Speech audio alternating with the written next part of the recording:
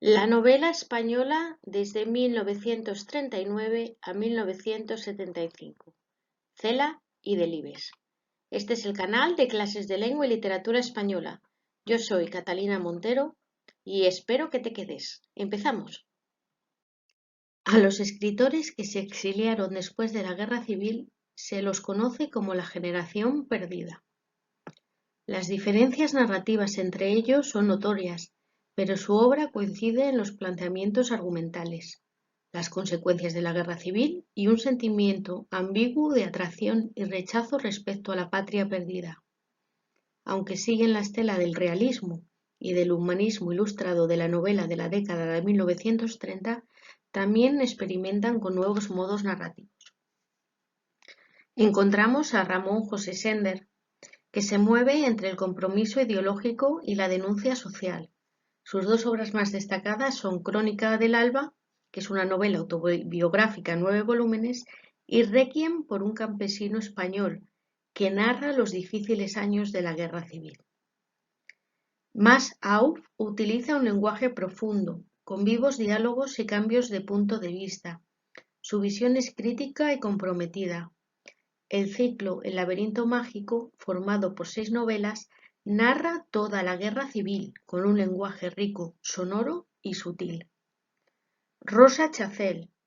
Las señas de identidad están en la caracterización de sus personajes femeninos y sus descripciones.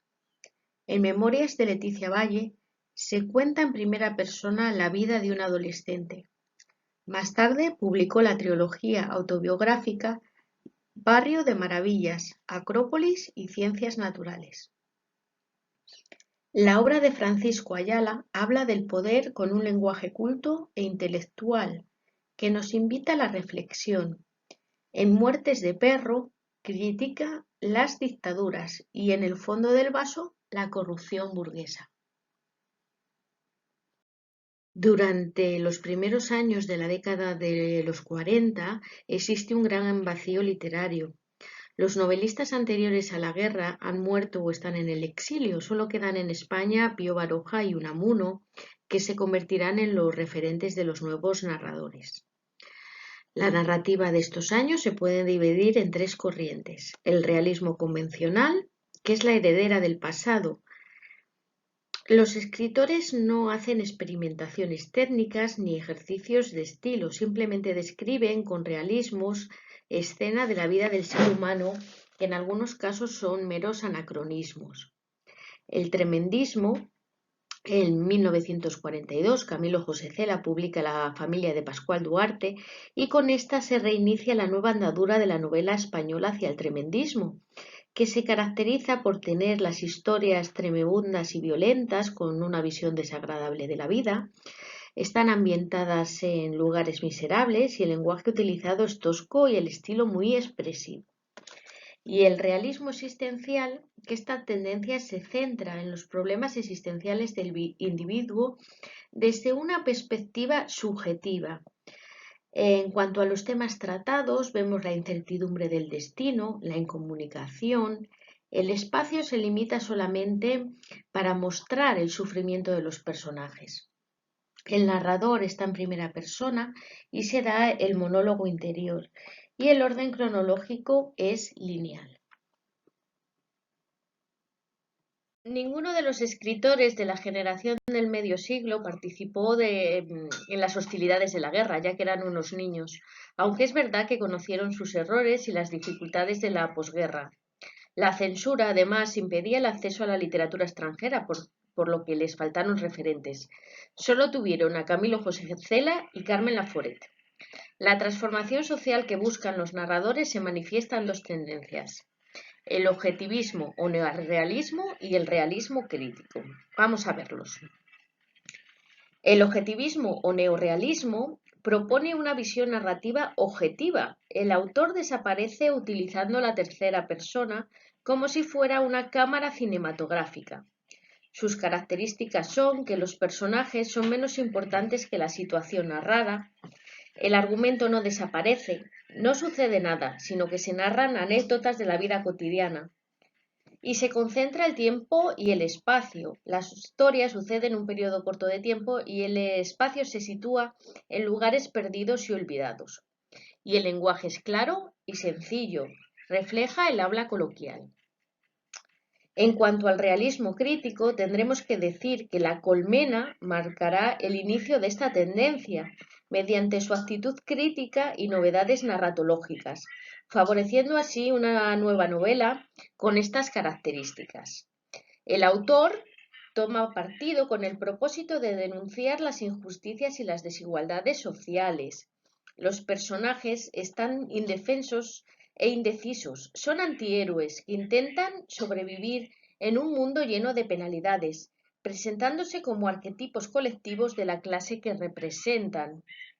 Y la forma pasa a un segundo plano, se escribe para el pueblo con un estilo sencillo y sin ornamentos. La renovación de las décadas de 1960 y 1970. Los lectores de esta época pertenecen a una burguesía más o menos adinerada y están cansados de los temas y las formas de la novela existencial y social. Este interés por lo formal también es debido a la influencia de los narradores extranjeros. Ahora que la censura se ha relajado, los escritores españoles pueden leer con más normalidad. Son de su interés autores como Kafka, Joyce, Proust o la deslumbrante generación de escritores hispanoamericanos del boom, como Julio Cortázar, Gabriel García Márquez o Mario Vargas Llosa, entre otros. La novela experimental. Las principales novedades que aparecen en esta novela se pueden resumir en estas características.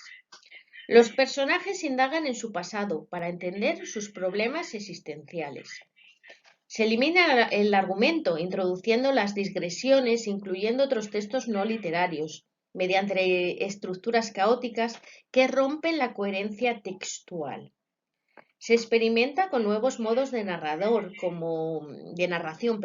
como cambios de punto de vista, usos del monólogo interior y la aparición de nuevas formas y personas gramaticales, como es la segunda. Y el lenguaje se enriquece con todos los registros. La sintaxis se alarga y en algunos casos se eliminan los signos de puntuación. Luis Martín Santos, con su novela Tiempo de silencio de 1962, marca el punto de referencia de la renovación formal. En ella es relevante el empleo del monólogo interior y el uso del lenguaje, que viene marcado por la ironía. Es un relato variado que incorpora reflexiones, descripciones, diálogos, presentación de ambientes dispares, etc. En cuanto a la trama, tendremos que decir que un joven que investiga sobre el cáncer se ve involucrado en la muerte de una muchacha a causa de un aborto, lo cual truncará su vida, desde la labor investigadora hasta sus proyectos de matrimonio con la hija de la dueña de la pensión en la que vive. Carmen Laforet deslumbró a la crítica en 1944 cuando solo tenía 23 años, ganando la primera edición del Premio Nadal. Su novela Nada se convirtió en un grito de rebeldía ante los estragos morales de la guerra civil. Las características de su narrativa son las siguientes. Lo que mejor define el estilo de Laforet es la espontaneidad y la naturalidad de su lenguaje. Su prosa posee un gran lirismo, pero a la vez está viva.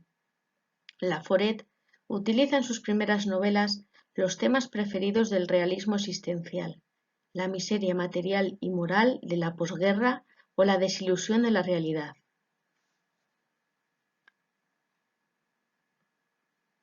En La mujer nueva, de 1955, rompe con el existencialismo para hablarnos de la fe, periodo que coincide con su acercamiento a la religión católica. Los narradores no son omniscientes, sino testigos de una época que se reconstruye desde la memoria. En las novelas de Carmen Laforet aparecen momentos de su vida personal. Aunque utiliza un lenguaje sencillo, aparecen numerosos símbolos, el nombre de los personajes, angustias, gloria, el agua como purificación o el viaje como búsqueda de lo personal. Su novela Nada, de 1945, es una novela en la que desde sus primeras páginas ya se percibe la posguerra. Está contada por Andrea, una joven huérfana que llega a Barcelona para realizar su idea soñada de una vida en libertad. Se aloja en la casa de su abuela materna, donde no encuentra más que egoísmo, odio y represión moral. La universidad tampoco colma sus expectativas y ve cómo se van reduciendo sus vivencias a nada. Es entonces cuando comprenderá que la nada se encuentra en uno mismo. Camilo José Cela es uno de los principales renovadores de la narrativa española del siglo XX. Trabajó distintos géneros: poesía, libros de viaje, novela, novela corta e incluso escribió un polémico diccionario. Intentar sintetizar las características estilísticas de Cela es muy difícil, ya que su obra fue un ejercicio de estilo. No obstante, estas son algunas de ellas: mirada pesimista de la vida del ser humano, descripciones realistas de la España de posguerra, una innovación formal donde aparecen cambios de punto de vista, monólogos interiores, ruptura del tiempo. Los temas de la obra de Cela son bastante variados, ya que tiene una narrativa muy amplia, pero suelen hablar de la guerra civil y sus secuelas. Tiene una amplia riqueza lingüística con dominio de los diferentes registros, y su obra la podemos dividir en 3 etapas: existencial, social y experimental. Vamos a verla. La familia de Pascual Duarte inaugura la corriente tremendista de la novela existencial. Narra en primera persona la vida de Pascual Duarte, un violento campesino extremeño que espera su ejecución en la cárcel. La estructura de la novela se plantea como un juego de máscaras narrativas que distancian al autor del texto para dar una mayor verosimilitud a la narración.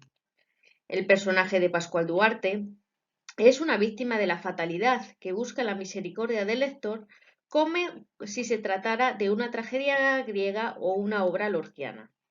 El lenguaje es preciso y expresivo, con diálogos breves pero ágiles que ayudan al avance de la acción.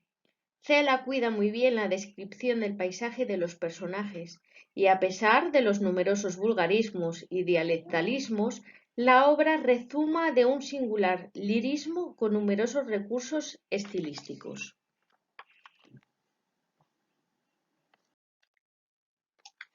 La colmena fue publicada en Buenos Aires en 1951 y no se pudo publicar en España hasta 4 años después, debido a la censura franquista. La colmena es una crónica imprescindible para conocer la historia de la España de posguerra. Narra la vida de cientos de personajes fracasados que deambulan por Madrid, una ciudad asolada por la guerra y con un futuro incierto. La estructura de la novela se ejecuta a partir de un conjunto de 213 episodios repartidos en 6 capítulos y un epílogo. Se trata de una novela sin argumento, con un final abierto, donde las secuencias narradas se yuxtaponen. El personaje destacado es Martín Marco, un hombre que vive de prestado, sin presente, ya que está indocumentado a causa de su pasado y que por tanto no tiene futuro. El autor se esconde tras sus personajes, dejándolos hablar y actuar para así retratar a una sociedad asustada y oprimida que vive como las abejas en una colmena azuzada por la posguerra. El lenguaje tiende a la sencillez.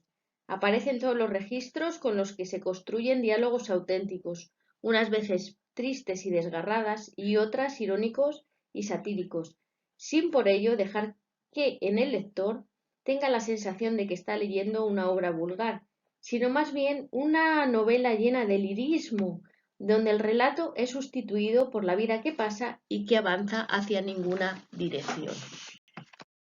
Miguel Delibes aparece en las letras hispánicas con La sombra del ciprés es alargada, ganadora del Premio Nadal en 1947.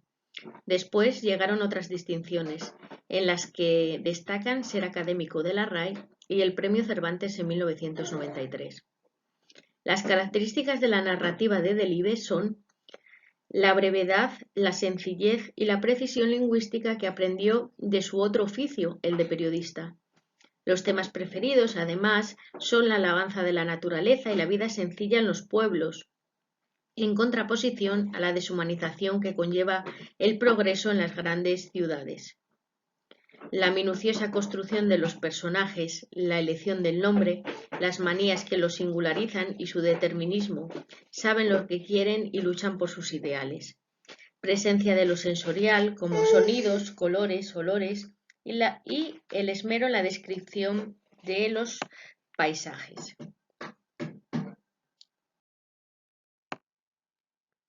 Su obra es abundante y con diferentes estilos. Se puede dividir en 3 etapas. Narrativa tradicional.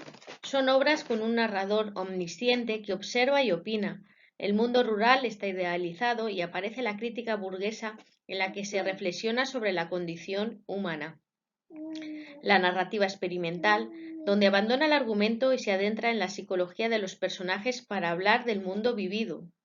Y la narrativa actual es una época heterogénea en cuanto a los temas y estilos, abordados desde los diferentes géneros.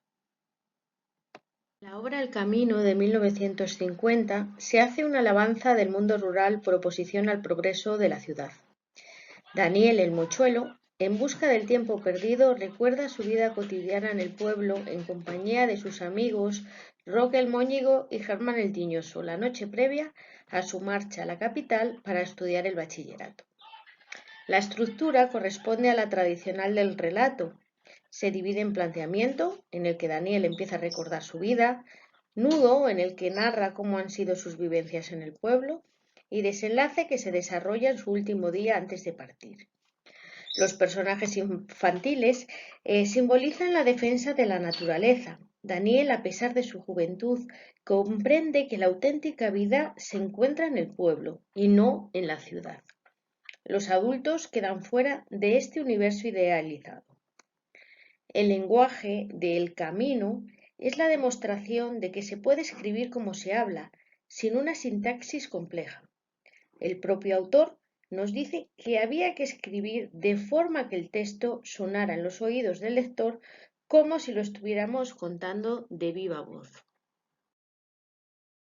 5 horas con Mario es el monólogo interior de Carmen durante el velatorio de su marido Mario. La mujer le recrimina su idealismo y defensa de las clases más desprotegidas. La estructura de la novela, como hemos comentado, está planteada como un monólogo, es decir, un diálogo sin el que el locutor pueda responder. La obra se divide en 3 partes: el duelo, las 5 horas del velatorio y el traslado final del féretro. Los personajes de Carmen y Mario simbolizan las diferencias ideológicas de las dos Españas.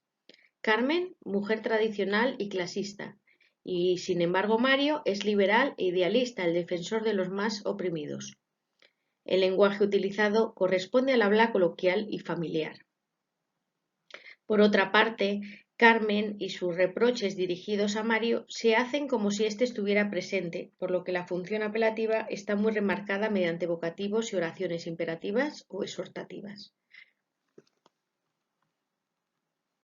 Carmen Martín Gaite fue una de las figuras más importantes de las letras hispánicas del siglo XX. Obtuvo el Premio Nadal, el Nacional de Literatura, el de las Letras y el Anagrama de Ensayo. Trabajó todos los géneros: novela, cuento, poesía, teatro y ensayo. Su obra se caracteriza por la confusión de la realidad y la ficción a partir de los recuerdos.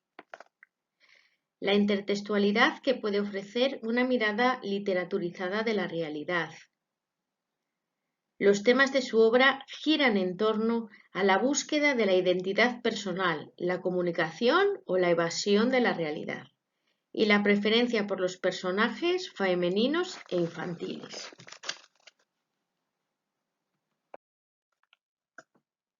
La obra narrativa de la escritora se ve interrumpida por 2 momentos de silencio, pero se pueden establecer las siguientes etapas.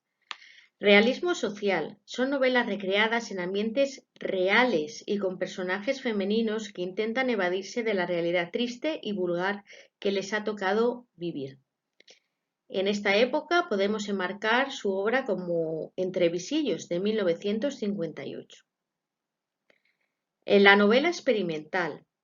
En ella reflexiona sobre los misterios de la palabra y los procesos de la escritura a partir del diálogo. Sus dos protagonistas en retahílas velan la agonía de un familiar. Novela intimista. Recordemos La hora Caperucita en Manhattan, que es una recreación del mítico cuento popular con un personaje entrañable, Miss Lunatic, que tiene un elixir capaz de vencer el miedo. Y hasta aquí el resumen sobre la novela española a partir de 1940. No olvides suscribirte a mi canal, darme un me gusta y te recuerdo que en el grupo de Facebook Clases de Lengua y Literatura encontrarás más material donde colaboran docentes de todas partes del mundo. Un saludo y hasta pronto.